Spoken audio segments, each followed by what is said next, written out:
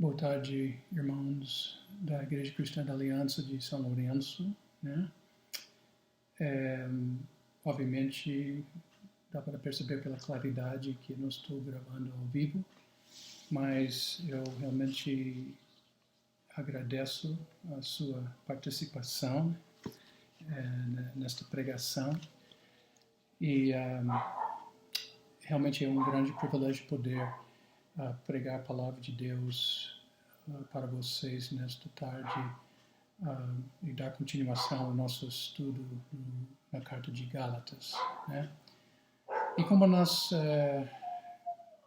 falamos a semana passada, estava falando sobre os 4 pés para a vitória sobre o pecado, e nós abordamos somente os primeiros 2 pés, a letra P, e hoje eu pretendo terminar, né, falando sobre os últimos 2, né? Estamos em Gálatas, capítulo 5, e vamos estar tratando versículos 22 a 26. Mas antes disso, como eu sempre tenho costume, eu quero colocar vocês na fita, nos lembrando vocês do esboço deste livro, né? E nós já falávamos falamos todo domingo que Gálatas é dividido em 3 partes. Tem 6 capítulos, cada 2 capítulos representa uma parte. A primeira parte é a parte pessoal, onde Paulo, que é o pregador da justificação pela fé, basicamente defende seu ministério. Na segunda parte, a parte doutrinária da carta, Paulo trata os princípios da justificação pela fé, da doutrina da justificação pela fé, capítulos 3 e 4, né? E a última parte, capítulos 5 e 6, que nós estamos estudando agora, é a parte prática do livro, ou, aliás, os privilégios da justificação pela fé, né? E a primeira parte de capítulo 5 tratava uma vida separada da lei. Depois a gente passou para uma vida separada da libertinagem, versículos 13 a 15. E agora estamos tratando uma vida de acordo com o Espírito, em versículos 16 a 26. Na semana passada eu preguei sobre versículos 16 a versículo 21, né? E agora vamos terminar o capítulo pregando sobre versículos 22 a 26. Tá? Então vamos para nossa leitura do... Só 6... Não, quantos versículos? 5 versículos, desculpa. Gálatas capítulo 5, versículos 22 a 26. Mas o fruto do Espírito é amor, alegria, paz, longanimidade, benignidade, bondade, fidelidade, mansidão, domínio próprio. Contra estas coisas não há lei. E aos que são de Cristo Jesus, crucificaram a carne, com as suas paixões e os seus desejos. E se vivemos no Espírito, andemos também no Espírito. Não nos deixemos possuir de vanglória, provocando uns aos outros, tendo inveja uns dos outros. Antes de mais nada, vamos orar. Pai, eu quero te agradecer pela oportunidade de continuar ministrando neste livro tão importante, esta carta tão importante, Gálatas, e obrigado que, apesar das circunstâncias atuais no mundo inteiro, mas especificamente no nosso município de São Lourenço, que a gente nós temos esta tecnologia para podermos continuar ministrando nas vidas dos membros da nossa igreja. Então eu peço que o Senhor faça isso através da pregação da Tua Palavra agora. Eu peço isso em nome de Jesus. Amém. Bom, como eu falei a semana passada, e ainda estava lendo o tema da nossa passagem, desde versículo 16, na realidade é: andem no Espírito e vocês jamais satisfarão os desejos da carne, que realmente é uma citação de versículo 16, né? E a semana passada nós falamos sobre a primeira P da promessa, chamada a promessa da vitória sobre o pecado, em versículos 16 a 18, né?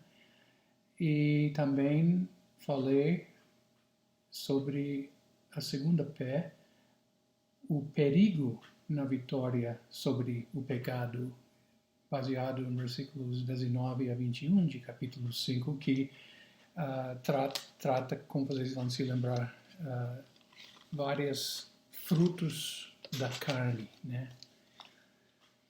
Mas, mesmo diante de desses frutos da carne, ou fruto da carne, há esperança para todos que andam segundo o Espírito, andam no Espírito. Então, a terceira P, letra P, é o poder para a vitória sobre o pecado. E, de novo, isso é baseado em versículos 22 e 23. Mas o fruto do Espírito e Paulo vai nessa lista que a gente vai tratar. Mas antes, como eu falei semana passada, nós falávamos sobre o fruto da carne. Agora falaremos sobre o fruto do Espírito, que é produzido em nós em prol do poder, para nos dar o poder para a vitória sobre o pecado em nossa vida. Tá? Versículo 16 fala que não há necessidade do crente manifestar as obras da carne, o fruto da carne.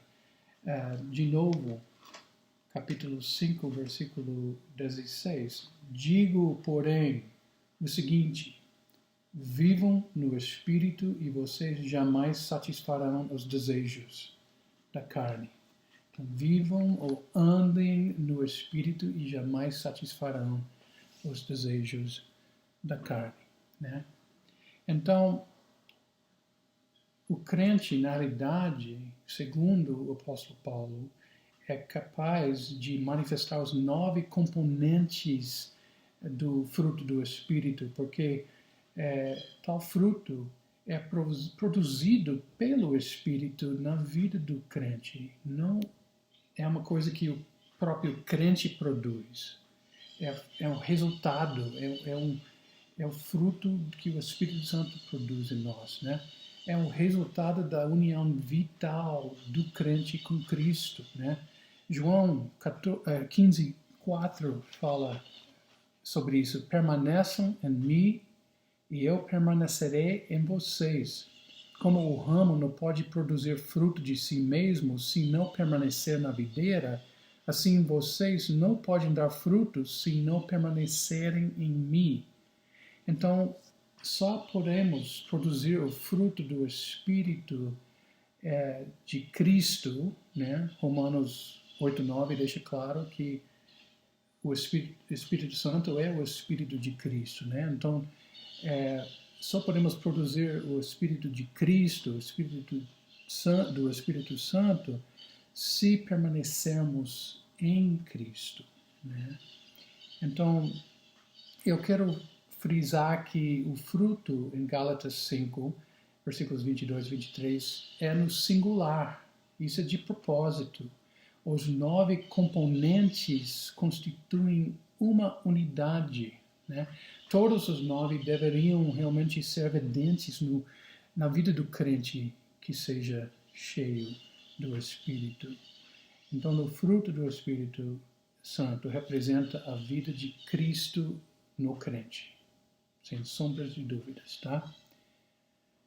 Os primeiros 3 componentes, porém, são virtudes cuja origem é Deus, né? Amor, alegria e paz, né? Versículo 22, a segunda parte, começa com esses 3 componentes, né? Amor, alegria e paz.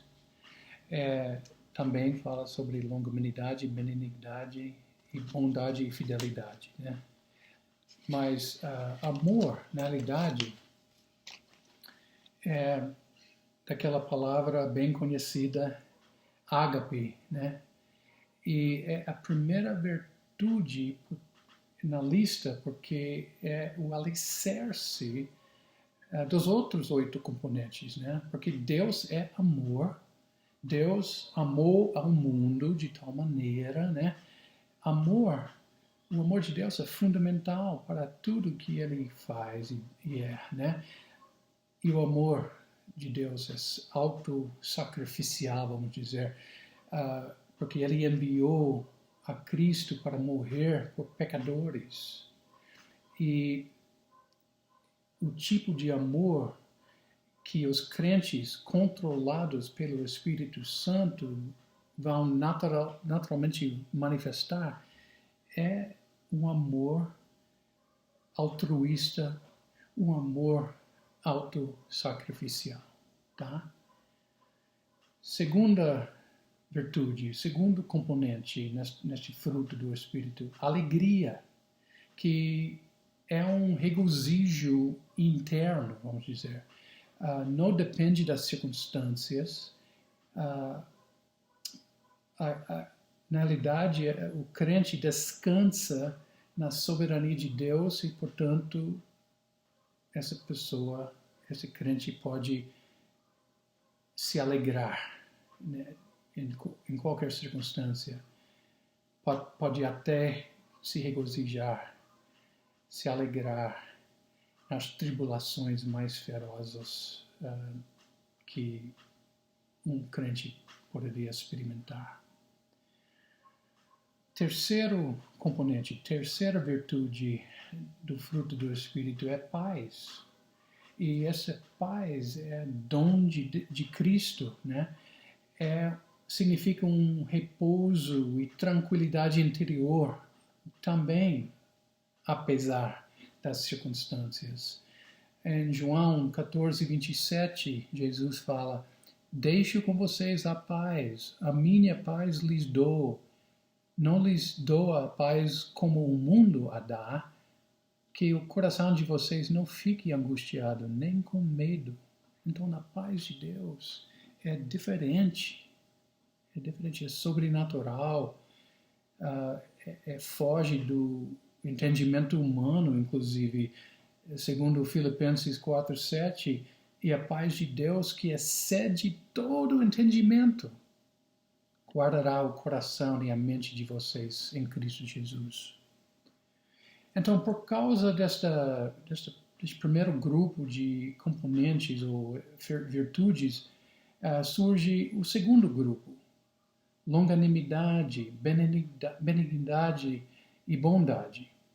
E esse grupo, na realidade, busca externar, né, digamos, a primeira parte do fruto por abençoar os outros, as outras pessoas ao nosso redor por causa da presença do amor, da alegria e da paz, né? Então, o que significa longanimidade? Na verdade, é tolerância e resistência sob provocação. Tolerância e resistência sob provocação. A palavra sinônima mais usada é claro, a paciência, né? 2 Coríntios 6, 4 e 5 dizem: pelo contrário, em tudo nos recomendamos a nós mesmos como ministros de Deus, na muita paciência, nas aflições, nas privações, nas angústias, nas açoites, nas prisões, nos tumultos, nos trabalhos, nas vigílias, nos jejuns. Aliás, tolerância, longanimidade, paciência, tolerância e resistência sob provocações. A longanimidade até não busca retaliação quando a pessoa fica injustiçada, né, de alguma forma, né? O segundo componente deste grupo, né, onde o crente está externando o fruto do Espírito, é benignidade, né, que significa graça e misericórdia em ação. Como Deus demonstrou essas coisas e demonstra essas coisas para com os homens, né, todo dia, né? E nosso exemplo tem que ser Ele, então. Já que Ele demonstra sua essa benignidade para com o pecador, nós também temos que fazer questão de demonstrar benignidade para com as pessoas ao nosso redor, independentemente de como elas nos tratam, né? E a mesma coisa com bondade. Bondade pode denotar retidão da parte do crente, né? Pessoa boa, retidão da alma, né? Mas, ao mesmo tempo, pode ser a iniciativa de fazer o bem, o bom para as pessoas, né? Mesmo, especialmente, quando elas não merecem, né? Agora, tratamos 6 dos 9 componentes, 6 das 9 virtudes do fruto do Espírito. Agora, vamos para os últimos 3 componentes. A última parte de versículo 22 e os últimos 2 aparecem no início de versículo 23. E esses 3 componentes, na realidade, guiam a conduta do crente que anda no Espírito Santo. Fidelidade, por exemplo. Fidelidade, na realidade, gera confiança nos outros, ou dos outros, aliás, no crente, né? As pessoas podem confiar em você, se você estiver manifestando este componente, essa virtude, né? Aliás, dá para contar com essa pessoa, né? Eu quero pedir para os irmãos abrirem suas Bíblias em Lucas capítulo 16. Lucas capítulo 16.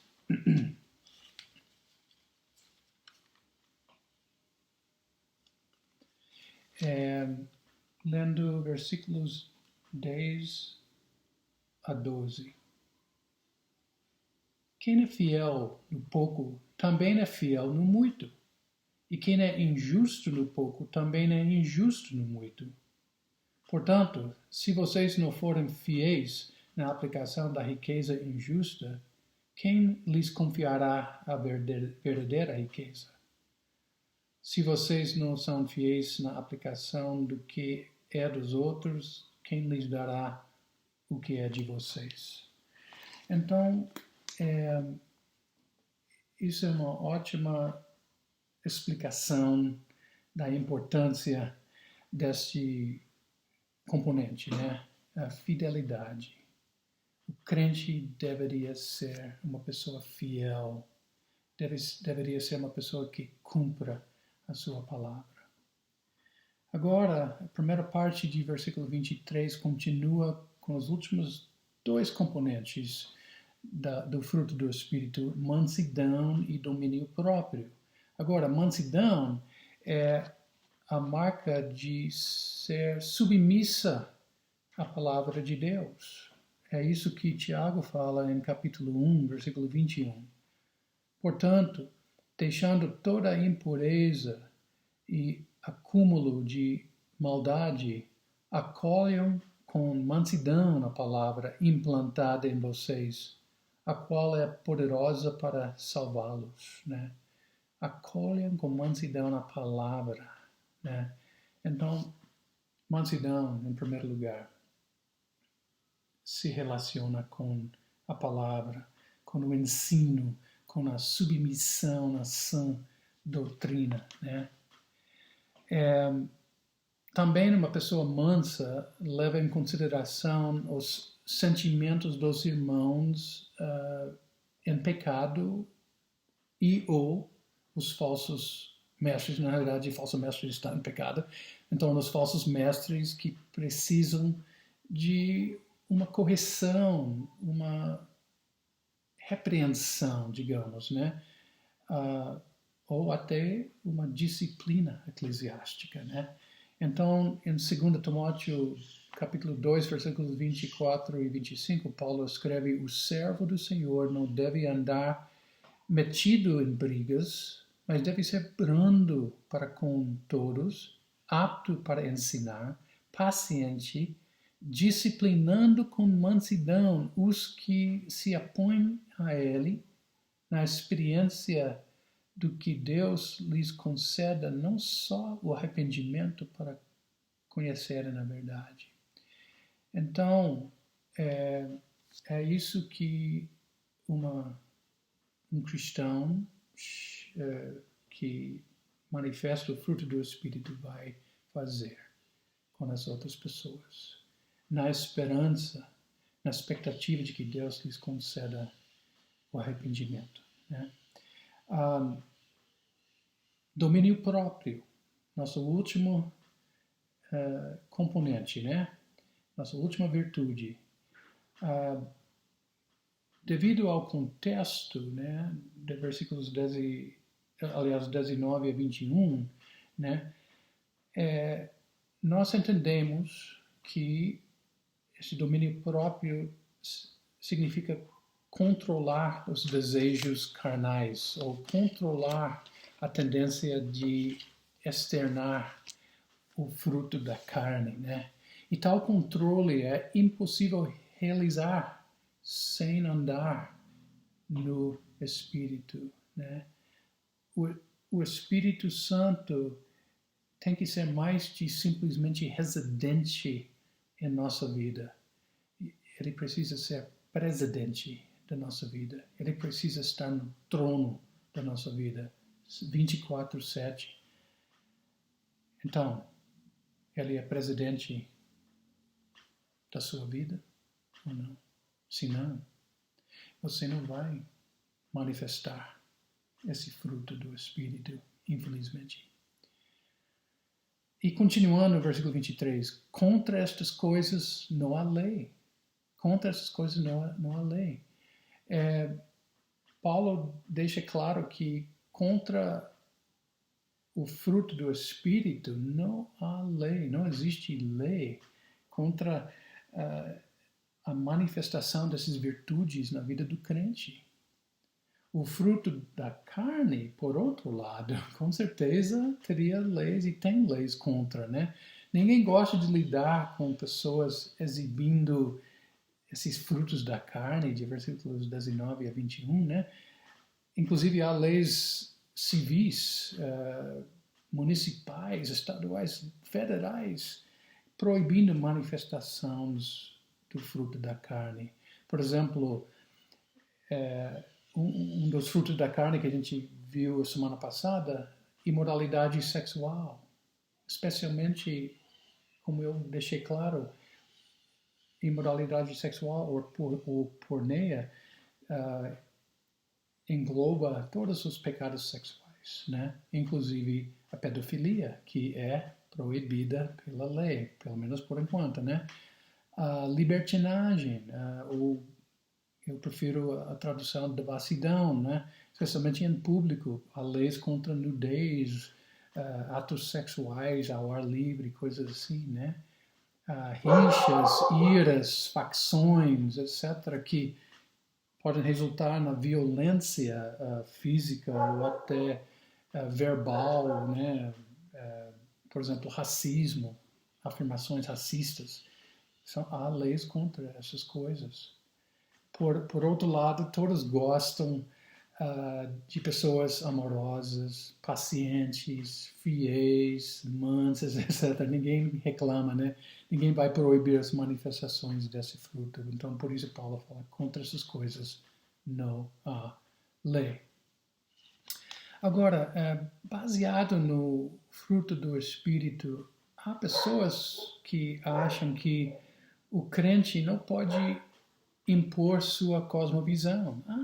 Crente tem que ser manso, crente tem que ser benigno, crente tem que aguentar, ser paciente, amoroso, etc. Ele não pode impor sua cosmovisão. Mas será que pregar a verdade para pessoas que estejam participando em atividades pecaminosas, carnaval, parada gay, de repente entrando em clínicas de aborto? Eu sei que no Brasil não tem tanto isso, mas em outros países como o meu país de origem, pessoas podem ir lá na clínica de aborto para matar o neném dentro do seu ventre, né? Mas confrontar ou pregar a verdade para essas pessoas realmente viola esse fruto? Eu creio que tem tudo a ver com não somente com confrontar em si, mas como a gente confronta, né? Como a gente prega a verdade. Vamos nos lembrar de 2 Timóteo 2, 24 e 25, né? Disciplina com mansidão. Mas deixemos claro que a liderança da igreja, nesta passagem que eu li antes, não pode omitir a disciplina, né? Tem que acontecer, mas tem que fazê-la com mansidão. O mesmo princípio se aplica ao envolvimento do cristão no mundo, ao meu entender. Confrontemos com a verdade, mas sempre em amor, né? Sempre com a verdade, sem ficar alterado, ficar frustrado, coisas assim, né? E não esqueçamos, aliás, se Deus escolheu essa pessoa, uma pessoa antes da fundação do mundo, como fala em Efésios 1:4, há realmente alguma coisa que a gente pode fazer para estragar o plano de Deus para essa pessoa, mesmo pisando na bola, digamos, e ficando frustrado? Somos humanos, às vezes uma pessoa me agride, eu tenho que me proteger, né? Quando eu prego ao ar livre, alguma coisa assim, mas nós temos que entender que Deus é soberano. Não vamos atrapalhar os planos do nosso grande e soberano Deus, né? Então, não sejamos guiados pelo famoso PC, né? Ser politicamente correto, né? Sejamos guiados pelo Espírito Santo através da sua palavra, tá? Andem no Espírito e vocês jamais satisfarão os desejos da carne. Agora, Paulo continua esta visão otimista da possibilidade de vitória sobre o pecado em versículos 24 a 26. A quarta pé, a provisão para a vitória sobre o pecado é tratado nesses versículos, né? Versículo 24 fala: e os que são de Cristo Jesus crucificaram a carne com as suas paixões e os seus desejos. Então, vamos deixar uma coisa clara aqui. Todo cristão verdadeiro já crucificou sua carne. Interessante. A carne significa, como eu falei a semana passada, os desejos rasos, carnais, que a gente vê e viu em versículos 19 a 21, e com certeza não é uma lista exaustiva, né? E esses desejos rasos, mesmo sendo rasos, mas estão lá, porque vivemos na carne, né? Esses desejos gritam para a nossa atenção, né? Às vezes gritam muito mais alto do que o Espírito fala, né? Mas a boa notícia, nossa carne foi crucificada com Cristo, né? Mas como a carne crucificada pode nos tentar? Como é isso? Como funciona isso? É simples. É porque a gente a ressuscita. A gente ressuscita nossa carne quando for conveniente, né? E por que a gente faz isso? É esse o problema. Ou não acreditamos que ela está crucificada e morta, ou não queremos acreditar. E muitas vezes isso é a segunda parte, a segunda opção é mais comum. Por isso Paulo usa 3 termos importantíssimos em Romanos 6, que tratam desta provisão para a vitória sobre o pecado, e a primeira palavra seria saiba. Eu quero também pedir para os irmãos abrirem suas Bíblias em Romanos capítulo 6, uma passagem importantíssima, uma passagem que a gente deveria decorar para nunca esquecer quem nós somos em Cristo, né? Mas vamos pular para versículo 6. Versículo 6. Sabendo isto, que a nossa velha natureza foi crucificada com ele, para que o corpo do pecado seja destruído e não sejamos mais escravos do pecado. Então, a primeira palavra que Paulo está realmente enfatizando aqui é saiba. Saiba alguma coisa. Saiba as verdades sobre quem você é em Cristo. Agora, a segunda palavra seria considere. Considere. Vamos pular para o versículo 11. Assim também vocês considerem-se mortos para o pecado, mas vivos para Deus em Cristo Jesus. Considerem-se mortos para o pecado. Sabendo disso, considerem-se mortos, né? Saiba, considere. E a terceira palavra seria agora ofereça. Ofereça. Saiba, considere, ofereça. Versículo 13. Também não ofereçam os membros do corpo ao pecado como instrumentos de injustiça, mas como pessoas que passaram da morte para a vida, ofereçam a si mesmos a Deus e ofereçam os seus membros a Deus como instrumentos de justiça, né? Então, sabendo de alguma coisa, saiba, considere isso a verdade em você, na sua experiência, e agora mude, faça alguma coisa. Ofereça seus membros para Deus, né? É muito interessante, né? Não esqueçam essas 3 palavras.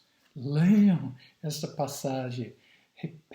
Repita a leitura. Grave esta passagem. Saiba o que é verdade ao seu respeito em Cristo. Considere isso a verdade e viva de acordo por oferecer-se a Deus. Agora, há 2 provisões de Deus para a vitória sobre o pecado. A primeira provisão tem a ver com o que é verdade ao nosso respeito em Cristo e como viveremos à luz dessas verdades, né? Saiba, considere, ofereça, né? É isso que Paulo está até fazendo de novo aqui em versículo 24, né? Essas coisas são, algumas dessas palavras são subentendidas, mas, de novo, ele fala, e os que são de Cristo Jesus crucificaram a carne com as suas paixões e os seus desejos. Ele está dizendo, saiba que vocês crucificaram a sua carne, considerem isso a verdade e vivam de acordo, ofereça seus membros a Deus como resultado disso, né? Agora Paulo fala em versículo 25 da segunda provisão de Deus para a vitória sobre o pecado. E é basicamente resumido na seguinte frase: seguir os passos do Espírito Santo. Porque ele fala, se vivemos no Espírito, andemos também no Espírito. Se vivemos no Espírito, andemos também no Espírito. Já que fomos vivificados ou regenerados pelo Espírito Santo, todo crente é exortado a seguir os passos do Espírito Santo, que também significa manter o ritmo do Espírito Santo, seguir os passos, acompanhar os passos do Espírito na sua vida, na sua caminhada com Cristo, na santidade, e acompanhe o ritmo dele, né? Por obedecer o Espírito Santo, né? Não, antes, deixa eu voltar aqui.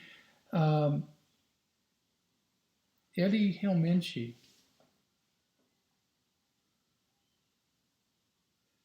diz que nós podemos, ele nos conduz, e quando ele nos conduz, andando, seguindo seus passos, e a gente acaba escolhendo viver uma vida santa, ou escolhemos a santidade, né? E quando fazemos isso, vivemos a vida cristã com o auxílio do Espírito Santo, né? Dr. Donald Campbell fala que Paulo lembra os Gálatas que, além do juízo divino da natureza pecaminosa, há uma habilitação divina na pessoa do Espírito Santo.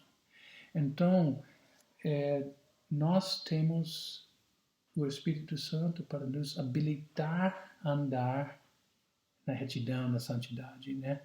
Então, agora, por obedecer o Espírito, por andar segundo seu ritmo e seus passos, lhe damos as ferramentas para nos conformar à imagem de Cristo, né?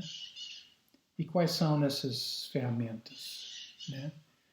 A gente, por ler a palavra, por orar, por ter comunhão com nossos irmãos e procurar andar, seguir os exemplos dos irmãos que estejam andando na santidade, evangelizar, ministrar.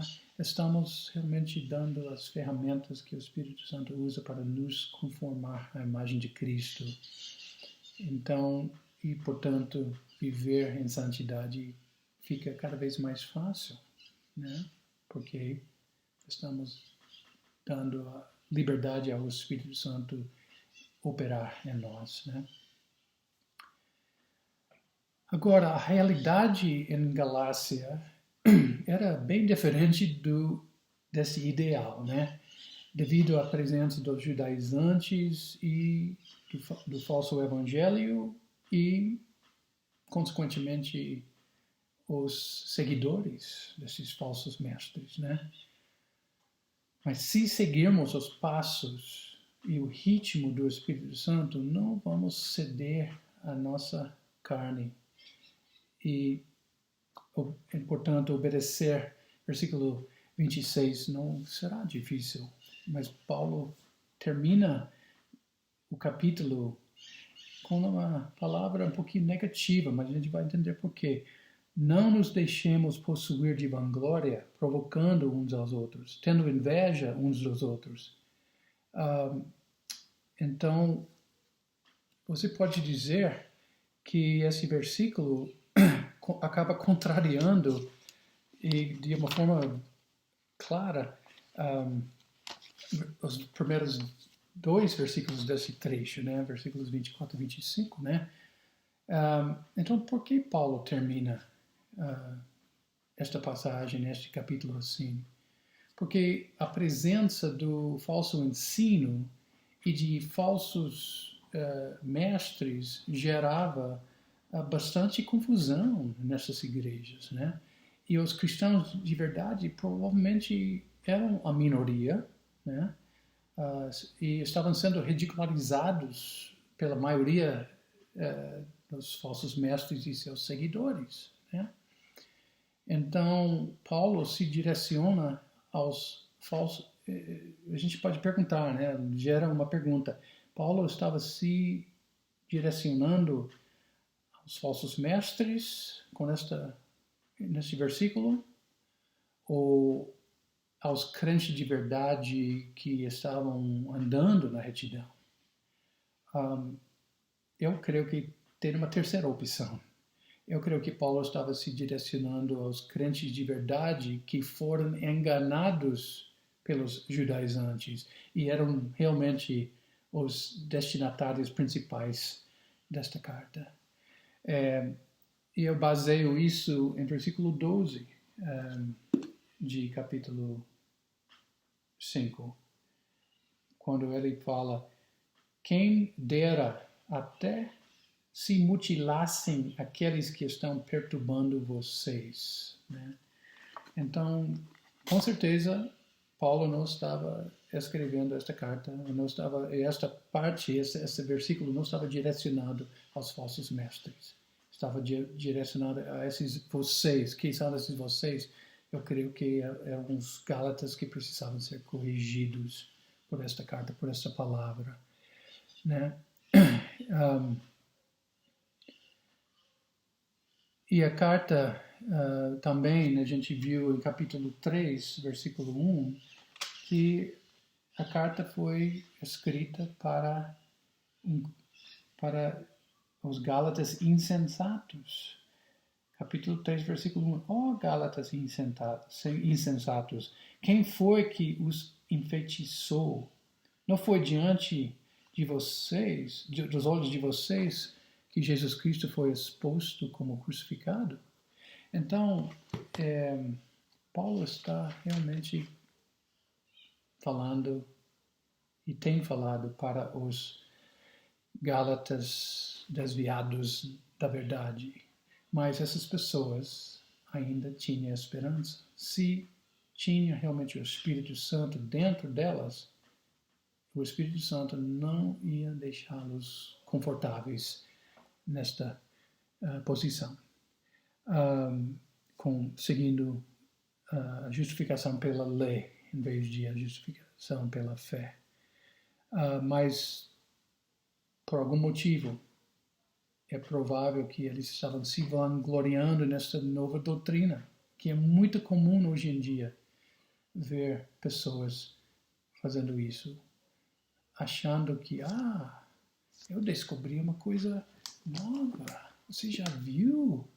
Já viu aqui o que está escrito? Não significa isso, não. Significa outra coisa, né? Tem muitas pessoas sendo encantadas pelos falsos mestres até na internet, né? Então, Paulo estava procurando corrigir os irmãos infiéis à sã doutrina, e ele estava confrontando os verdadeiros irmãos que estavam... Aliás, ele estava confrontando os irmãos em Cristo que estavam enganados, por algum motivo ou outro, né? Porque esses provavelmente estavam pegando a barca, né, dos falsos mestres e estavam ridicularizando os irmãos verdadeiros, porque os irmãos verdadeiros que estavam ainda sendo minoria, ficando fiéis à palavra, estavam lembrando esses irmãos desviados da sã doutrina de que eles estavam seguindo realmente falsas doutrinas, falsos mestres, né?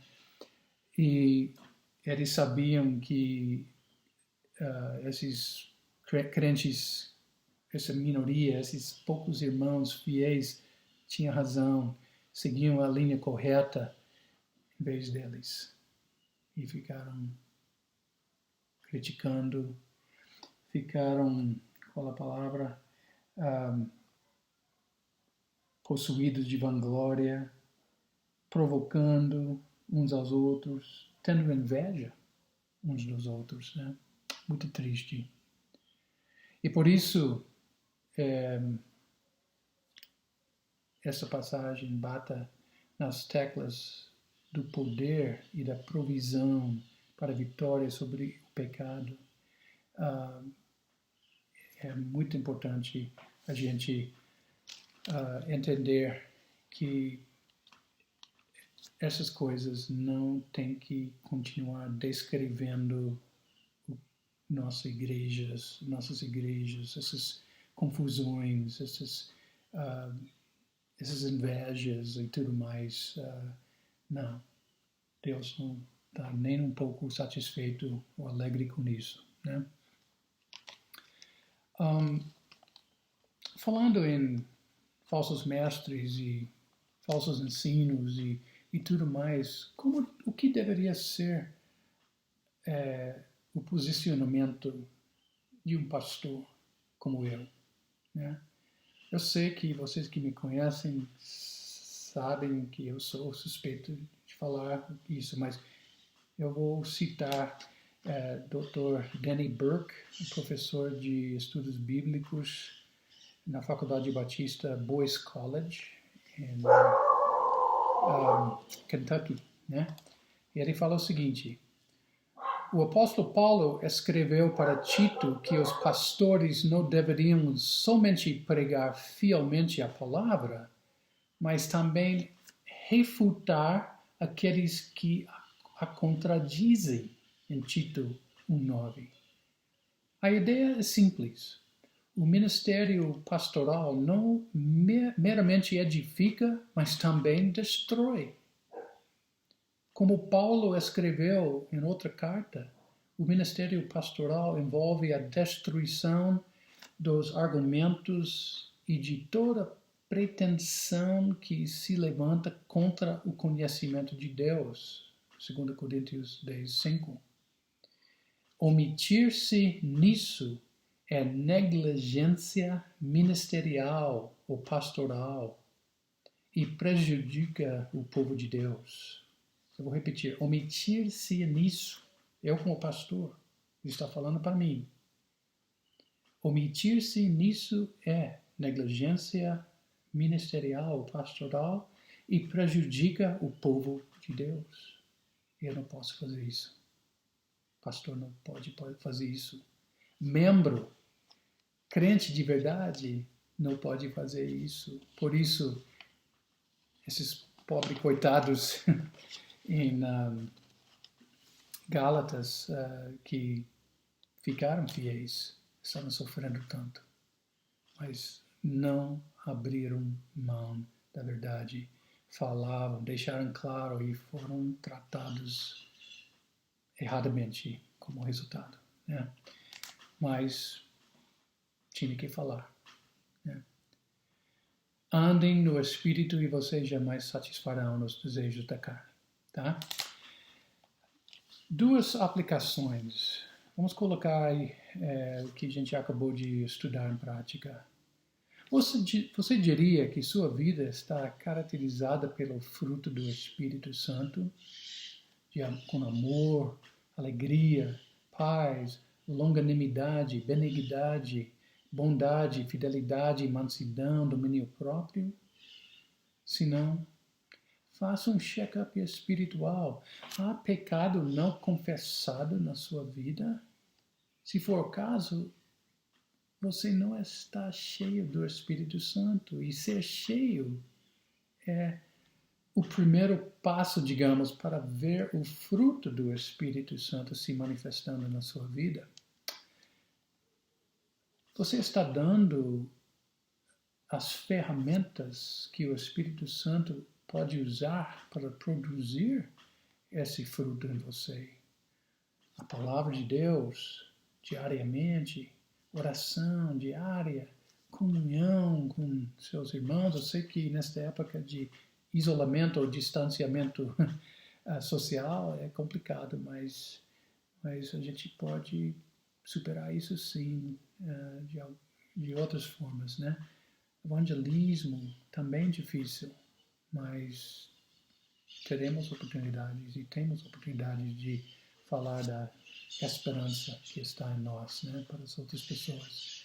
Pense nisso e faça as mudanças necessárias hoje, tá? Uma segunda aplicação. Você está andando no Espírito? Você está seguindo seus passos e seu ritmo? Ou você está dando ouvidos às novas leituras, digamos, de Jesus, do Evangelho por aí?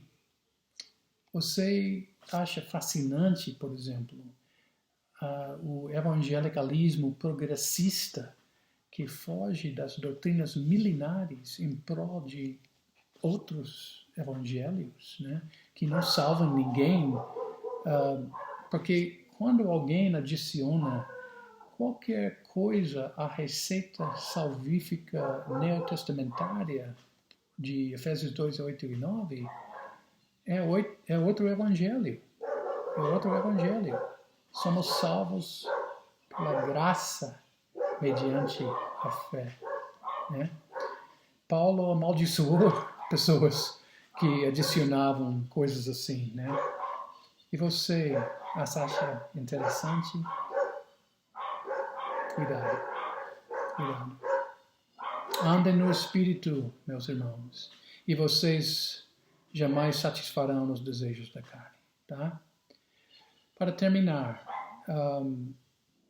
temos os avisos, estamos ainda desenvolvendo essas questões de vamos continuar postando o link da pregação e louvores para podermos realizar tipo um culto no lar. Algumas pessoas não gostam de que eu use a palavra culto para descrever isso, porque nós estamos reunidos, mas a gente pode se reunir, né? Em grupos menores, né? Em família, né? Mas mesmo não podendo, a gente pode adorar a Deus e saber que estamos fazendo isso com outras pessoas, de repente, simultaneamente, né? Então, estamos ainda decidindo como vai ser a escola da palavra. É possível que haja uma aula gravada também na semana que vem, o nosso professor Ângel, sobre os 10 mandamentos, né? E em termos do culto de oração e discipulados, grupo de discipulados, estamos vendo a possibilidade de permitir a participação ativa virtual, né? Sem estar presente na reunião, tá bom? Então, quero oficializar o encerramento desta pregação dando a bênção apostólica, tá? Que a graça do Senhor Jesus Cristo e o amor de Deus e a comunhão do Espírito Santo sejam com todos vocês ao longo da semana. Amém. Andem no Espírito e vocês jamais satisfarão os desejos da sua carne. Pode acreditar. Boa tarde, boa noite para todos.